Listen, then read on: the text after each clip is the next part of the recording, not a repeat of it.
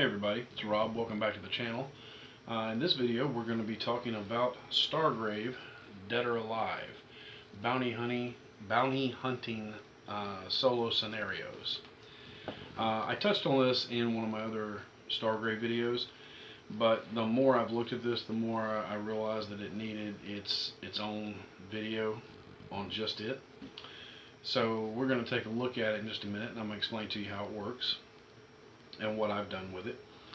But first, if you've just found the channel and you like these kind of videos that I'm doing, then please consider subscribing and becoming part of our community.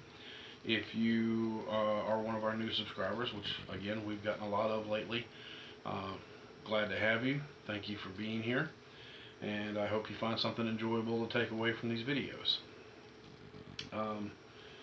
I'll tell the new subscribers, like I've told the old subscribers, I don't get paid, I don't monetize these videos. Everything I do here I do for fun and because I love games. So if you like it, hey, join up with us, give a thumbs up. If you don't, you can thumbs down or just don't watch any more videos, whatever. You know how YouTube works.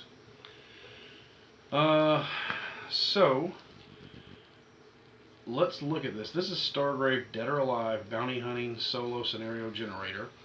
This is a free PDF on their website, on Osprey Games website, and it launched this, I'm pretty sure the same day that Stargrave released. And I downloaded it and I printed it out because I like to have physical copies of stuff. But it is, let's see, I think it's a 20-page. Yeah, 20-page book, and it's got some cool cover art there, and that's mostly the art that's in it. I don't think there's a whole lot else other than that. Yeah, that's it. So it opens up with an introduction from Joseph McCullough talking about his thought process behind the design of this and how COVID helped to push it on out. What you can do with this is you can take your regular Stargrave crew and you can send them on missions where they hunt down bounties for the pirate fleets or whatever. The game works in such a way that you can take your regular crew, they can go on bounty hunting missions by themselves. So if you have a weekend or a weekday, whenever you normally play, that people can't make it, you can play a bounty hunting mission and they get to keep their XP that they earn from it, or gear or whatever. And then they can jump right back into a game with somebody else the following week. So that's pretty cool. Now that would cause the XP to start to gap between crews, but there are rules in Stargrave for that, how to handle it. If there's so much of a gap, you get the underdog gets X amount of re-rolls during the game. But that's for any Stargrave game, not just the bounty hunting thing. So the only big change to bounty hunting is the turn order, where it usually goes captain phase, first mate phase, soldier phase, then creature phase. In between captain and first mate, there's a new gang phase. And it is done that way to help make the gangs a little more deadly than just a few uncontrolled creatures on the board. Let's see. So you have a different creature action priority list for uncontrolled creatures or gang members, and it has a couple extra steps in it that aren't in the normal one, just to give them a little better AI than they have in the normal game. And then the experience table is adjusted for how much experience you get for different things in this version of the game. And that's it on the rules changes. Now, what this does is it doesn't present you with like, hey, here's just scenarios. It gives you a variety of ways to generate scenarios and generate different aspects of the scenarios. So one of the first things you're going to generate, and again keep in mind that even though you could generate this type of scenario, if you don't like or don't have the terrain for this, you can just change it out for whatever terrain you do have. But you can roll randomly or just pick. You could generate, you're generating first the setting, and there are five settings. There's jungle, starport, swamp, town, abandoned mine, and crystal forest. And each setting that you generate, it tells you how to set the table up. And as you set the table up, each one has three specific notable features, terrain features, NF1, NF2, and NF3. And it tells you where to put them on the table. And these are important because these indicate where gang members start out, and it can also indicate where certain marks that you're after, how they move around the table. They'll move from this one to this one to this, to NF1 to NF2 to NF3 to NF1. They'll keep circling areas, but it tells you in each one how to set them up. And then each one also has options too. Like I was messing around with the abandoned mine yesterday, and the options for it is you can include the chance for a sandstorm. Say when a natural 1 or 2 is rolled on the unwanted attention table, which reduces visibility to 6 inches. Perhaps the sand and dust is causing weapons to malfunction. Jams occur on 1 to 3 instead of just 1. So that's kind of neat. But those are just optional things to put in there. The second thing you would generate for the scenario is the opposing gang, because you're playing by yourself. You got to have somebody to fight. So you have a chart in here that breaks down the different types of gangs and where they would be. So like on a 1 to 4, notable feature 1, the first terrain feature, would have a gunner, a trooper, and a recruit. NF2 would have a sniper and 2 sentries. NF3 would have a burner, a pathfinder, and a recruit. And those are all guys that for one reason or another are working for the mark, the main person that you're after, he or she. And then you have complications. Now it does suggest not using complications until you get a hang of the rules, but once you get a hang of the rules, adding complications in can be fun. Like you have to have, you could have have to have physical proof required. There could be a complication of a hostage, difficult identification, proximity mines, robot network, and then we come to the mark. And there are 5 marks that you could be after, and again, each one could be a completely different feeling game depending on the setting and the complications that you used and the gangs that you drew, because the gang will be different depending on your role every time, and the setting can be different. You could be after this mark this time, but next time, this time he's in a starport, next time he's in a jungle. And that could simply be the mark got away, and once you turned him in, so you have to go hunt him down again. It also tells you in here that once you're experienced with this, feel free to create your own marks, and some of these are really cool. So the booklet comes with 5, and each one is fully detailed with a backstory and all their special abilities.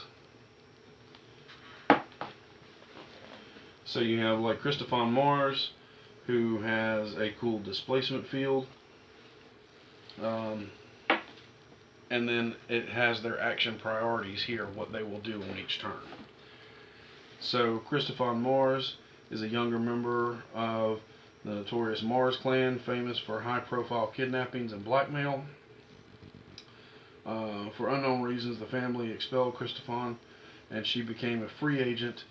In the years since, she has carried on the family tradition, snatching the loved ones of influential families and holding them for ransom.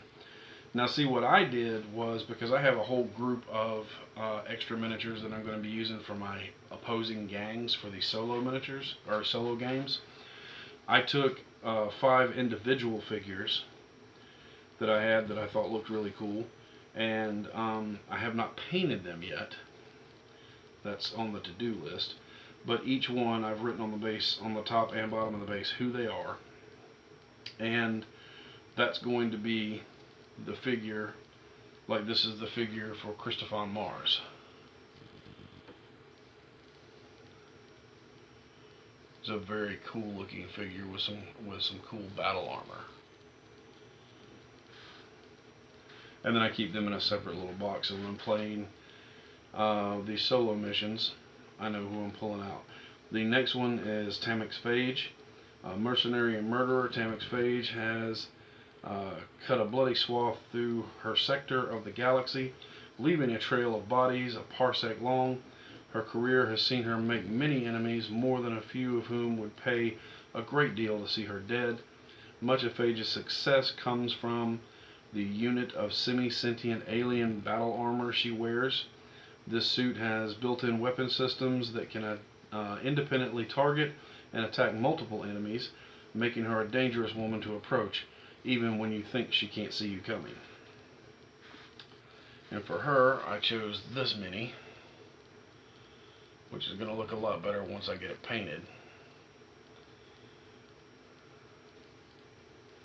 Oh, well, you can see that it glares hard on these unpainted minis.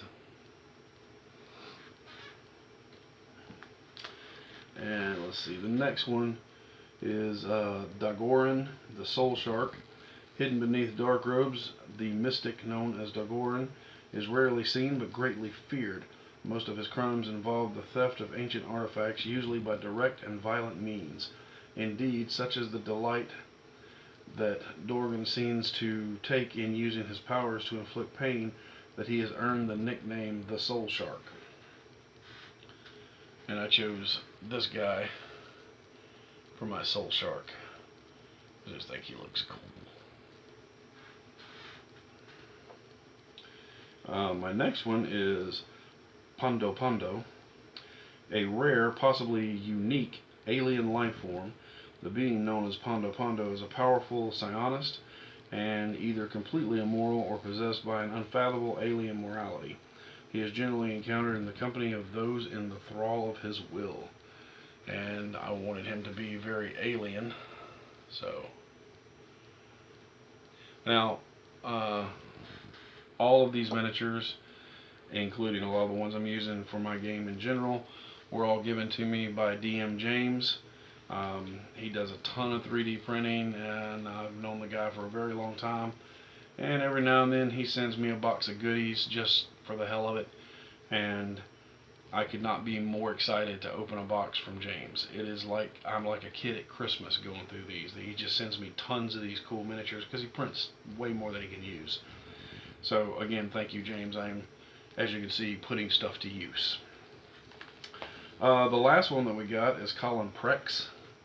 Colin Prex is a cyborg bandit raider and slaver. His raids are infamous, and the disappearances of small, isolated settlements have been laid at his door. So detested is he that even some of the pirate fleets have placed a bounty on his head. With his reinforced bone structure, advanced pain inhibitors, and the rapid-fire weapon grafted into place of his lost left arm, however, he is a force to be reckoned with. So I got this one guy here who looks very, almost, you can't really see the detail because of that light. Very Dr. Doomish. And again, wrote the name on the base. But each of these guys is specifically going to be that character for my games. And if I get to the point to where I'm tired of fighting them and I want to make up my own marks to fight, then I'll probably pull some more individual minis to use for that. But that's it. The game plays itself, really. It's each character, either uncontrolled gang member or mark that you're after, has a priority chart on how they move and how they interact with the environment, and you're trying to take them out. You're also not just taking them down and game's over real quickly. You have to get back off the board too. So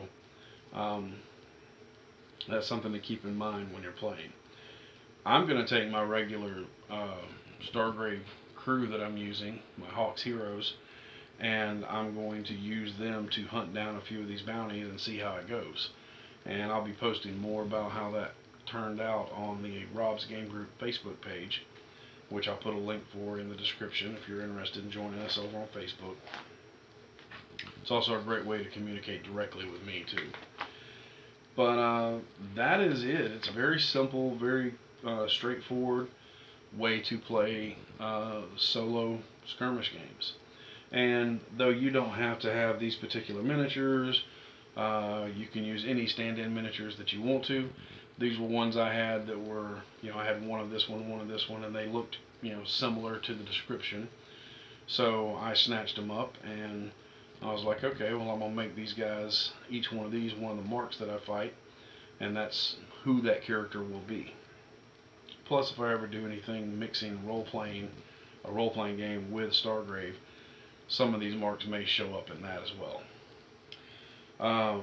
I have way too many miniatures from DM James to sit and show them all off on camera, and the camera really doesn't pick it up well enough to do that. I need to take some screenshots of them and just post them on the Facebook page, which I will get around to eventually. It's just been really busy around here lately. Things are just now starting to calm down a little bit, so I'm getting to do some more of the videos I want to do, but I'm still having to work around the new schedule and some of the new stuff that is happening here at the house. So I'm getting stuff out when I can. Again, I'd like to thank DM James for the miniatures that he sent me. He sent me a couple of packages, 3 packages now I think.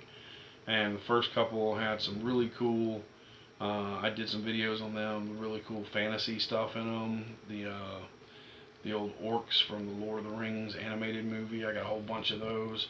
And some cool trolls and a whole bunch of other NPC figures and stuff. And the last package he sent me was mostly sci-fi, which was great because I needed sci-fi minis. There is a couple of fantasy minis in there that one of them in particular that's really good. I need to actually talk to you, James, about getting maybe another copy of her for a friend of mine who fell in love with that model, and she ain't getting mine because I love that model too. But yeah, a big thank you to James, because I wouldn't be able to have the unique models that I have in these games if it wasn't for his help. So thank you very much. But that's pretty much it. So if you are interested in getting in some solo play, for whatever reason, whether it has to deal with COVID or whether it has to deal with you don't have anybody to play with, or maybe this is just for one-offs when nobody else can show up for your game day, the Dead or Alive download is well worth getting. Most people will just download it and use it off their phone or tablet. I like to print everything out and have physical copies of stuff. But again, you can go to their website and get it for free. It's really, really good. I was super impressed by it.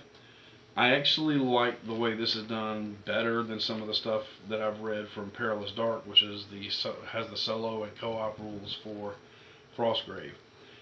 That being said, I've only glanced over that stuff. I haven't thoroughly read it. But yeah, that's it. I'm fixing to get ready to do some bounty hunting, and we're going to see how my Hawks heroes turn out, how they handle themselves in the thick of it. And I'll be back to let you guys know more, if they succeed or die horribly. Until next time, my friends, good gaming and good luck.